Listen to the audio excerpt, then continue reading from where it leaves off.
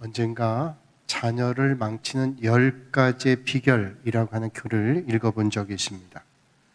어렸을 때 갖고 싶어하는 것은 무엇이든지 다 사줘라. 나쁜 말을 해도 그냥 웃어 넘겨라. 교육과 훈련을 시키지 말고 그저 알아서 하도록 다 내버려둬라. 잘못된 품행을 책망하지 말라. TV 마음껏 보도록 하라. 아이가 치우지 않은 침대, 옷, 신발 등을 모두 다 정리해줘라 하는 등등의 이야기입니다. 긴 얘기를 하지만 그 내용을 한마디로 뭐라고 말할 수 있을까요? 그저 아이가 원하는 대로 내버려둬라. 심하게 얘기하면 방임해라 하는 그런 말이죠. 그러면 반드시 망치게 된다라고 하는 겁니다. 역설적인 얘기입니다. 이건 비단 어린아이들 뿐만이 아닙니다. 모든 인생에 해당이 되죠. 아무리 나이가 많고 세상의 경험이 많다 할지라도 우리 인생은 연약하고 부족한 존재임에 틀림이 없습니다. 영적으로 보면 너무 연약할 때가 많기 때문에 항상 하나님의 인도하심과 돌보심과 이끌어주심을 경험해야 됩니다. 그렇지 않고 자기 욕심대로 자기의 생각대로 산다면 반드시 망하는 길로 가지요. 그래서 성경은 말씀하시기를 어떤 길은 사람이 보기에 바르나 필경은 사망의 길이니라 말씀해 주셨습니다. 그러므로 가장 지혜로운 인생, 가장 잘 되는 인생은 하나님의 인도하심과 하나님의 돌보시는 말씀대로 따라 살아가는 삶이라는 겁니다. 1999년 7월 16일에 미국의 존 F 케네디 대통령의 네 번째 아들 존 F 케네디 주니어라는 넷째 아들이 있습니다. 아마 여러분들이 그 넷째 아들을 누군가 하는 건 아마 그 영상을 보신 분들은 다 기억날 텐데 존 F 케네디 대통령 장례식 때 3살짜리 어린아이입니다. 어린아이가 아버지 장례 행렬을 보면서 거수경례하죠. 3살짜리 아이. 그 아이가 바로 존 F 케네디 주니어입니다. 이분이 그의 조카였던 로라 케네디가 결혼하는 결혼식 날 자기가 경비행기를 조종하고 아내와 함께 결혼식에 참석하다가 뉴욕의 앞바다에 비행기가 추락했습니다. 그래서 그 자리에서 죽었습니다. 그때 나이가 38살이었습니다. 많은 사람들이 존 F 케네디 대통령을 많이 닮고 또 똑똑했기 때문에 아마 나중에 대통령이 되면 좋겠다 그렇게 생각했는데 이 사람 변호사였어요. 여러 다재다능한 능력을 가지고 있었는데 38살에 요절했습니다.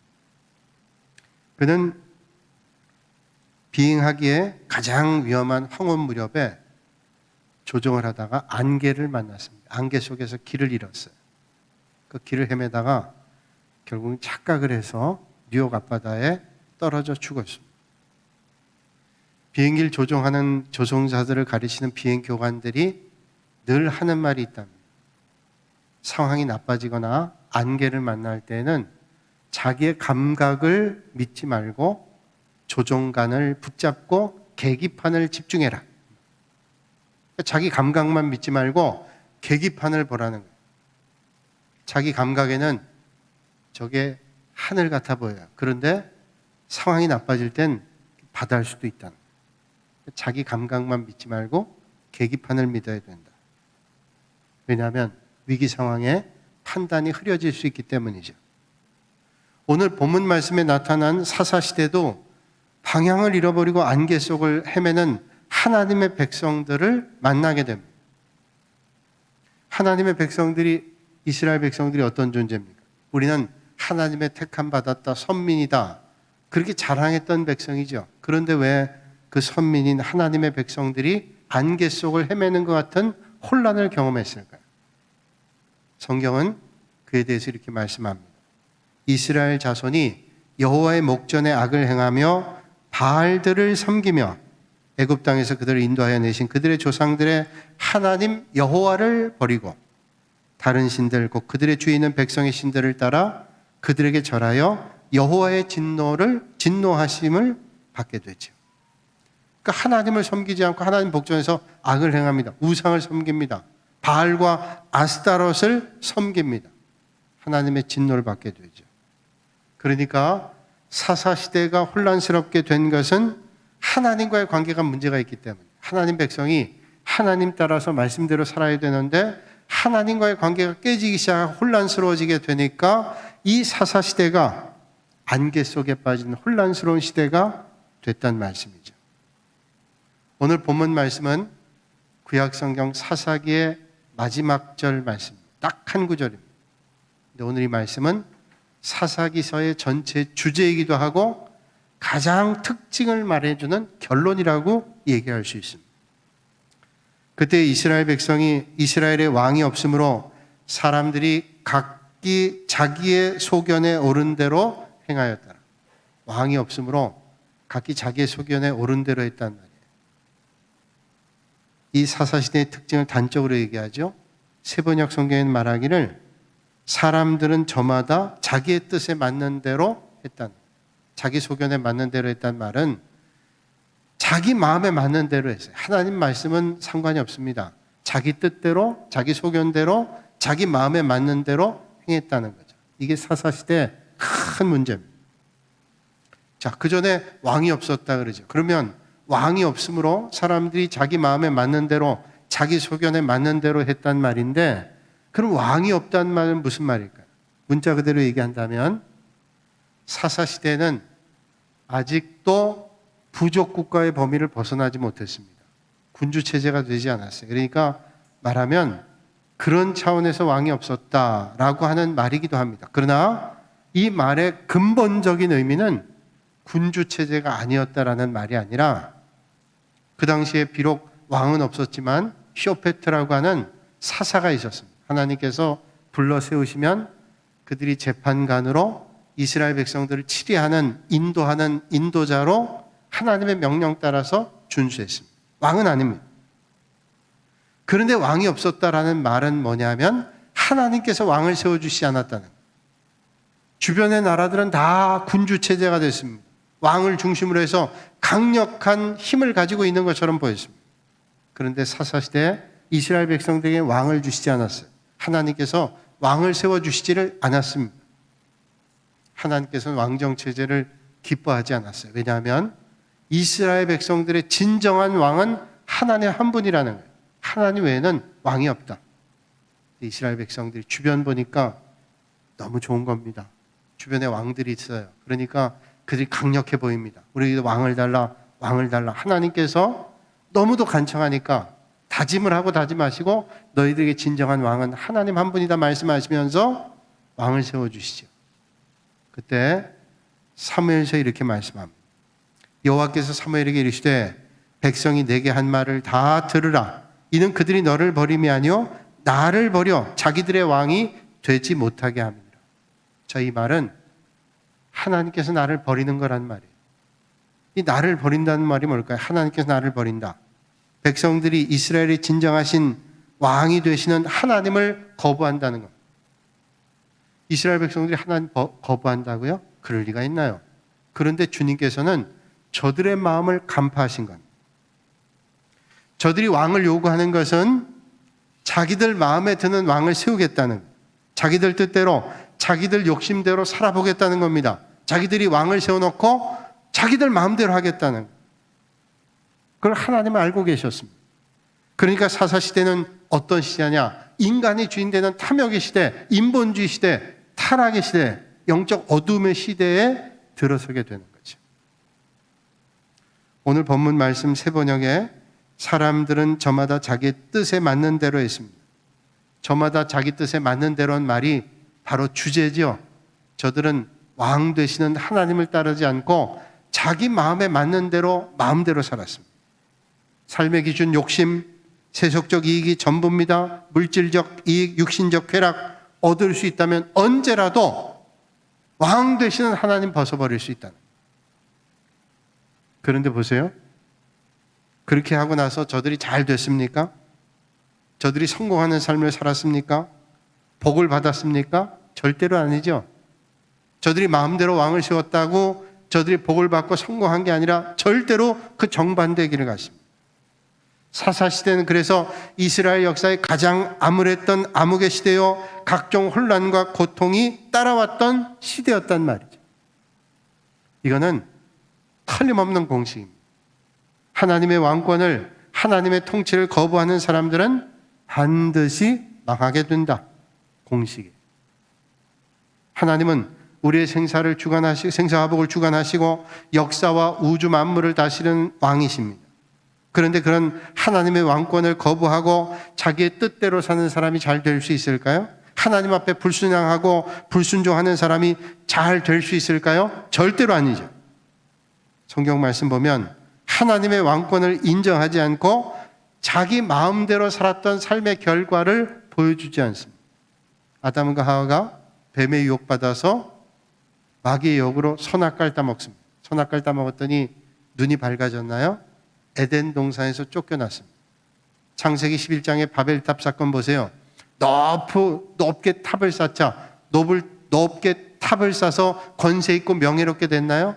하나님 다 흩으시니까 그들이 흩어지고 언어가 다 흩어져서 결국은 4분 5열 완전히 나눠지게 됐어요. 이게 신앙의 원리고 공식입니다. 하나님의 뜻대로 살면 흥하지만 자기의 뜻대로 살면 망한다. 이게 신앙의 공식. 그런데 사사시대가 아무리 어둡고 암울한 암흑의 시대였지만 그 가운데 사무엘과 같이 하나님의 왕권 통치를 인정하고 믿음으로 살았던 인생은 자신도 백성도 잘 되는 길로 인도하죠. 그러나 엘리 제사장 그의 아들들처럼 하나님의 말씀 외면하고 자기들 마음대로 할 때 결국 망하는 길로 가지 않습니다. 이런 원리는 오늘도 똑같이 적용됩니다. 우리도 우리의 마음과 삶 가운데 하나님을 왕으로 모시면 흥하지만 무시하면 망한다. 이런 신앙의 원리. 오늘날 왜 많은 가정들이, 공동체들이 혼란과 고통이 끊어지지 않습니까? 잘 생각해 보세요. 여러 가지 이유를 들 수 있지만 가장 근본적인 원인은 인간이 왕노릇합니다. 그래서 인간적 편견과 좁은 생각과 탐욕이 모든 것을 좌지우지합니다. 사랑하는 여러분, 꼭 기억하실 수 있기를 바랍니다. 오늘도 우리가 하나님을 왕으로 인정하지 않는다면 암흑과 같은 사사시대는 오늘도 우리의 삶 가운데 재현되게 될 것입니다. 그러므로 여러분의 삶의 자리에 무엇보다도 하나님을 왕으로 삼으시는 은혜가 있으시기를 바랍니다. 주님 말씀하죠. 너는 마음을 다하여 여호와를 신뢰하고 내 명철을 의지하지 말라. 너는 범사의 그를 인정하라. 그리하면 내 길을 지도하시리라. 하나님 의지하면 하나님께서 인도해 주신다는 거예요.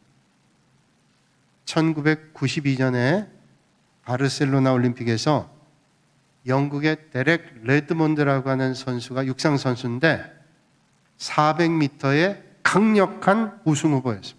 금메달 후보였어요. 준결승 시합을 앞두고 출발선에 섰습니다.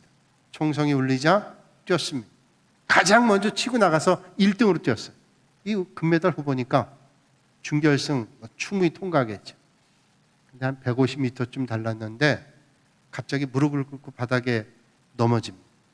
다리 힘줄이 끊어졌어요. 일어서려고 하는데 못 일어서고, 일어나려고 하는데 또 넘어지고. 사람들이 탄식이 일어납니다. 아니, 저 사람 금메달 후보인데 웅성거리기 시작해. 그때 관중석에 있던 어떤 남자가 사람들을 해치고 나와서 펜스를 넘어서 트랙 위를 뛰기 시작. 진행하고 있던 사람이 제지했습니다. 여기 들어가면 안 된다고. 그러나 이 사람은 그 진행자를 제지를 뿌리치고 달려갔어요. 그리고 데릭 레드몬드를 일으킵니다. 그를 어깨 동무해서 결승전까지 거의 기다시피 해서 들어왔어요. 그 사람 누구냐? 데릭 레드몬드의 아버지였습니다. 아버지는 아들의 팔을 붙잡고 부축하고 결승전에 들어왔어요. 가장 마지막으로 들어왔어요. 그러나 많은 사람들이 일어나서 기립박수를 쳤어요. 오늘 우린 때때로 주저앉은 우리의 현실 속으로 탄식하는 삶의 자리로 아버지 하나님께서 달려오십니다. 의로운 오른손으로 우리를 붙잡아 주시고 일어나 걸으라고 말씀해 주십니다. 그 주님을 의지하며 인생의 트럭을 달리십시오. 하나님께서 여러분의 길을 인도해 주실 것입니다. 어떤 때는 넘어지죠. 그러나 주님께서 우리를 붙잡아 주세요. 우리 인생의 트랙을 달리셔야 해요. 뉴욕에 마블 처치라고 하는 교회가 있는데 그 교회에 아주 유명한 목사님 목회하셨습니다. 노만 빈센트 필이라고 하는 목사님. 로버트 슐러 목사님도 긍정에 대한 걸 많이 얘기했지만 이 노만 빈센트 필 목사님도 그런 말씀 많이 하셨어요. 이분이 처음 목회할 때 후두염에 걸려서 아주 고생했습니다. 병원에 가서 제가 이 목소리가 잘 안 나오는데 어떻게 하면 좋겠습니까? 의사분이 진찰하더니 후두염이라는 말 하기 전에 그런 말이에요. 목사님, 뭐 걱정거리가 많으십니까? 아니, 후두염하고 걱정하고 무슨 상관이 있어요? 예, 제 걱정이 있죠. 의사분 다시 물어. 아니, 목사님, 무슨 걱정이 이렇게 많으세요? 예, 제가 지금 처음 목회하는데 설교할 게 너무 많습니다. 아침에 눈 뜨면 설교, 또 눈 감아도 설교 생각, 온종일 설교 생각. 그 걱정이 끝나지 않아요. 그렇죠? 처음 목회하니까 얼마나 힘들겠어요. 그래서 의사분이 이런 얘기했습니다. 목사님, 제가 주제 넘지만 한마디 말씀드릴게요. 목사님 너무 설교 염려하지 마세요. 하나님께 그냥 맡기세요. 주제 넘은 얘기인지 제가 목사님께 감히 제가 하나님께 맡기라는 말을 우습지만 목사님 너무 염려하지 말고 하나님께 다 해주지 않겠어요? 위로하는 말이었어요. 그 말을 들으니까 좀 부끄럽기도 하고 집에 와서 곰곰이 생각하니까 그 말에 깨달음 좀 그렇지. 내가 하는 설교가 난 최선을 다할 뿐이지만 성령님이 역사하셔서 하나님께서 하시는 거지. 내가 하나님께 집중하지 않고 다른 거에 집중했구나. 어떻게 하면 잘 전달할까? 여기에 집중했구나. 그래서 마음 바꿨습니다. 하나님께 집중하자. 여러분 우리 인생에 만나는 어려움들이 있죠. 그 어려움에 집중할 때 있어요. 그 어려움 집중하면 그 어려움에서 헤어나오지 못합니다. 그 어려움 가운데 하나님께 집중하는 거예요. 가정의 문제, 자녀의 문제, 일터의 문제, 세상에 살아가는 모든 문제 가운데 돈 문제를 생각하면 한평생 어떻게 살까? 염려가 끝나잖아. 아, 이거 끝나면 이 염려 어떻게 하나? 어떤 문제를 만난다 할지라도 문제를 해결해 주실 하나님께 집중하실 수 있기를 바랍니다. 바울은 그런 삶의 원리를 이렇게 말씀하죠. 내가 그리스도와 함께 십자가에 못 박혔나니 그런즉 이제는 내가 사는 것이 아니요 오직 내 안에 그리스도께서 사시는 것이야. 내가 사는 게 아니라 내 안에 그리스도께서 사신다는 거예요. 그래서 하나님 아들을 믿는 믿음 안에서 우린 살아야 되는 거예요. 여러분들은 칠면조가 하늘을 나는 걸 보셨는지요? 칠면조 드셔보셨지만 나는 건 못 보셨을 거예요. 칠면조는 못 날아요. 칠면조가 가능한 많이 날른다 할지라도 1m를 넘질 못합니다. 칠면조는 못 날라요. 그런데 보세요. 독수리는 그렇지 않습니다. 독수리는 높이 나르죠. 급강하할 때는 최대 시속 164km의 속도로 내려와서 다른 짐승을 채가기도 해요.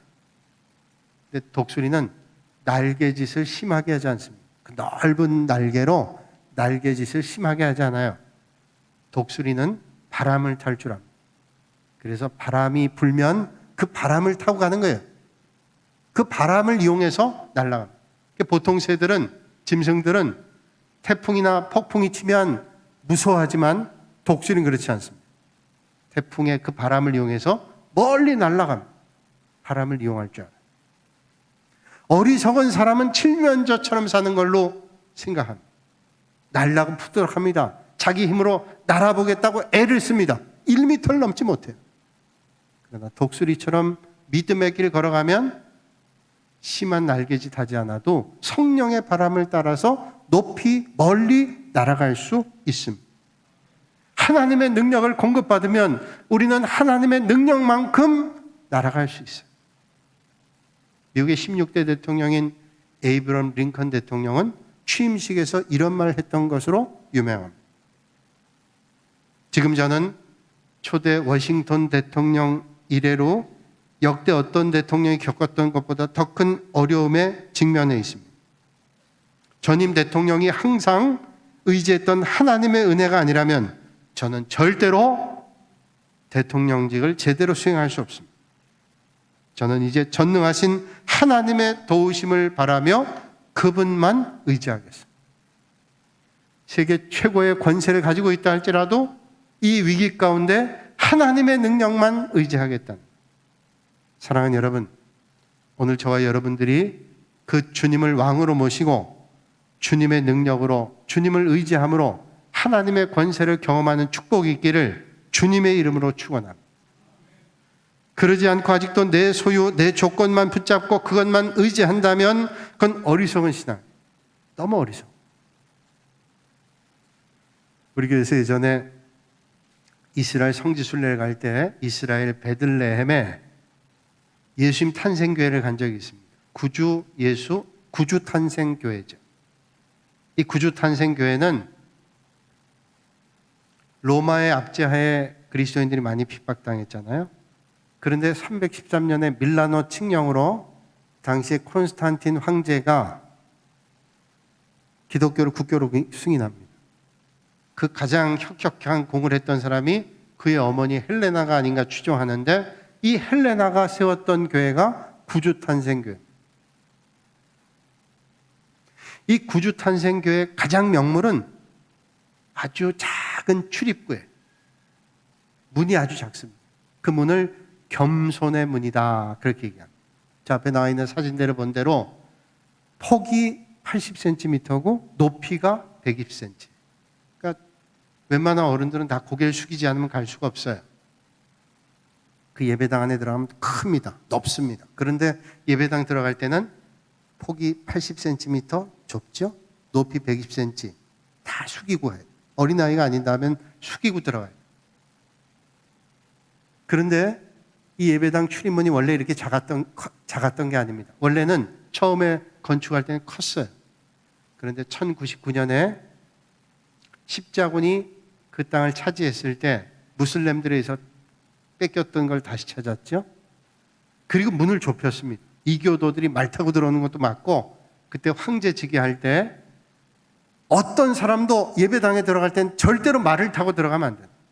황제라 할지라도 말에서 내려서 내릴 뿐 아니라 고개를 숙이고 예배당 들어가야 돼요. 주님 앞에는 겸손함으로 나가야 된다. 그래서 문을 다 막아서 저렇게 작게 만들었어요. 그렇죠. 주님 앞에는 이 세상에 어떤 조건을 가진 사람일지라도 겸손히 무릎 꿇어야 됩니다. 오늘 우리도 마찬가지죠. 하나님 앞에 모든 조건과 능력 내려놓습니다. 오직 전적으로 주님만 신뢰하며 살아야 됩니다. 왕이라 할지라도, 어떤 능력을 가지고 있다 할지라도, 그럴 때 하나님의 은혜가 임하는. 캐나다에 크로프트라고 하는 사람이 있는데, 이 사람은 캐나다의 엘바타에 사는 캐나다 인디안 추장이에요. 1885년에 대규모 인디안 폭동이 캐나다에서 일어났는데, 그때 이 크로프트라고 하는 사람이 그 폭동을 잠재우고 평화선언했어요. 그래서 유혈 충동이 일어나지 않았습니다. 캐나다 정부에서는 너무 고마운 뜻에 이 크로프트에게 감사장을 전달하고 선물을 줬어요. 그 선물이 뭐냐면 평생 동안 캐나다 전역에 있는 열차를 무료로 이용할 수 있는 열차표입니다. 그 표만 가지고 있으면 캐나다에 언제든지 어디든지 기차가 다니는 곳은 다 이용할 수 있는, 그걸 받아서 크로프트는 늘 가슴속에다 간직했어요. 그건 어디든지 갈 수 있는 표. 그런데 이분은 먼 거리 갈 때도 말을 탔어요. 웬만한 거리는 다 걸어 다녔습니다. 평생 동안 가슴에 품고 다녔는데 한 번도 그 티켓을 사용하지 않았어. 그가 죽었을 때도 가슴에서 깨끗한 티켓이 발견됐습니다. 소중한 거. 평생 동안 보관만 했어요. 하나님의 약속이 마치 평생 기차권과 똑같지 않아요? 우리에게 사용하라고 주신 것입니다. 그걸 보관만 하고 있으면 아무 소용이 아닙니다. 하나님의 약속을 믿고 하나님의 약속을 의지하고 하나님의 약속을 믿고 행할 때 우리는 경험하는 믿음의 길을 걷는 거죠. 우리가 하나님을 왕으로 모시고 산다면 당연히 순종함으로 그분의 통치하시는 역사하심을 경험하며 살아야 됩니다. 하나님 능력 있어? 놀라우신 분이지? 보고만 하면 안 됩니다. 그 하나님을 경험하는 거예요. 믿음으로 고백하고 순종할 때 하나님의 역사를 만나는 것입니다. 여러분, 우리 인생에 정말로 클라이막스가 언제일까요? 평온하게 모든 게 잘 될 때 인생의 클라이막스라고 생각하세요? 아니요.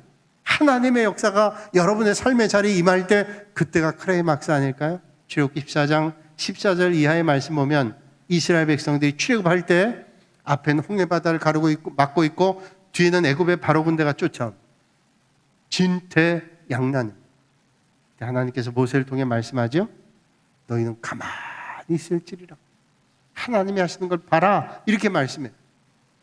왜 아무것도 하지 않고 가만히 보라고 주님께서 말씀합니까? 이제는 하나님께서 일하는 순간이라는 거예요. 그때 보라는 거예요. 이스라엘 백성들이 가나안 땅을 향해 갑니다. 출애굽 다 끝내고 가나안 땅에 들어갔더니 여리고성을 만났습니다. 여리고성 만났을 때 하나님께서 말씀하죠. 여리고성을 돌라는 거예요. 그 돌면서 뭐라 그럽니까? 절대로 말하지 말라는 거예요. 왜 말하지 말라 그럴까요? 여리고성 돌면서 말하기 시작하면 불평의 말이 나올 거예요. 아니 이게 정말로 무너지긴 해. 이거 넘어가 들어가야 되는데 우리가 이러다가 망하는 거 아니야? 불안할 거 아니야? 입 다물고 있으라는 거예요. 왜냐? 아무 일도 일어나지 않은 것 같은 순간에도 하나님께서 그 순간엔 일하고 계시기 때문에 주님, 난 아무것도 아닙니다. 고백하는 순간 우리는 아무것도 아닌 것이 아닙니다. 주님, 나에게 가진 것이 이것밖에 없습니다 라고 말하는 순간 아무것도 없는 게 아니라 하나님의 것이 역사하는 거예요. 아무것도 아니야 이거. 물고기 2마리 보리떡 5개 아무것도 아닙니다. 근데 그 순간 하나님의 손에 들리면 하나님의 역사가 일어납니다. 그러므로 하나님의 능력이 가장 명확하게 드러날 때는 우리의 부족한 순간, 연약한 순간, 그러나 그 주님을 의지하는 순간 우리 인생의 클라이막스가 일어나는 거예요. 그러므로 하나님 말씀들 묵상하며 순종하실 수 있길 바랍니다. 가라면 가고 서라면 서고 일어나면 일어나고 앉으라면 앉아야 됩니다. 하나님 말씀에 순종하는 게 승리와 축복의 지름길. 2차 세계대전 때 몽고메리 장군이 노르망디 상륙작전을 앞두고 연합군 병사들에게 시편 56편 3절 4절 말씀을 인용하면서 이런 말을 했습니다. 내가 두려워하는 날에는 내가 주를 의지하리다. 내가 하나님을 의지하고 그 말씀을 찬송하올지라. 내가 하나님을 의지하였은즉 두려워하지 아니하리니 혈육을 가진 사람이 내게 어찌하리. 나는 절대로 두려워하지 않는다.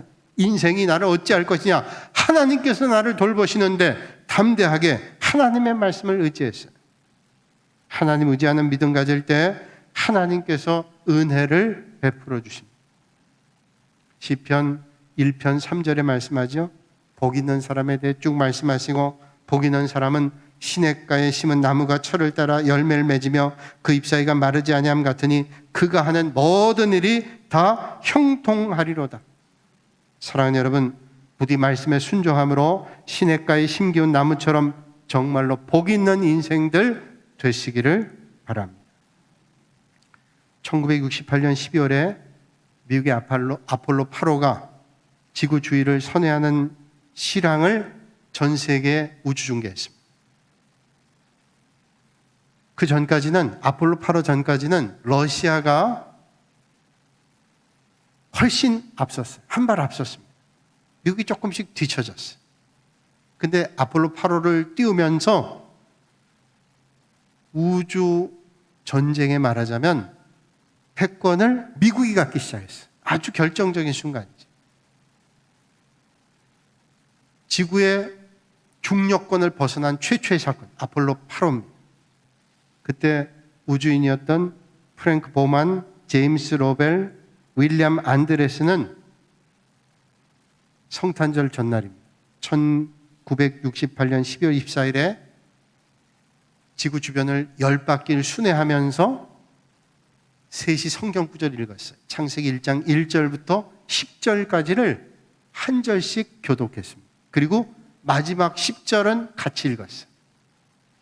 얼마나 의미 있는 일이에요. 우주인들이 하늘을 향해서 선회하면서 하나님 말씀을 읽었습니다. 창세기 1장 1절부터. 태초에 하나님이 천지를 창조하신, 땅이 혼돈하고 공허하며 흑암이 깊음 위에 있고 하나님은 하나님의 영은 수면 위에 운행하신. 그리고 10절을 같이 읽었어요. 하나님이 물을 땅이라 부르시고 모인 물을 바다라 부르시니 하나님 보시기에 좋았다. 그렇게 성경을 다 읽고 난 다음에 밤이었어요. 굿나잇, 굿럭. 그리고 성탄 전날이니까 메리 크리스마스. 그리고 누군가 한 사람이 이런 기도를 했습니다. 연약한 인간의 지식을 의지하지 말고 하나님의 선하심만 의지하게 하소서. 사랑하는 여러분, 이런 신앙으로 참으로 복된 삶을 살아가실 수 있는 여러분들이 되시기를 주님의 이름으로 축원합니다.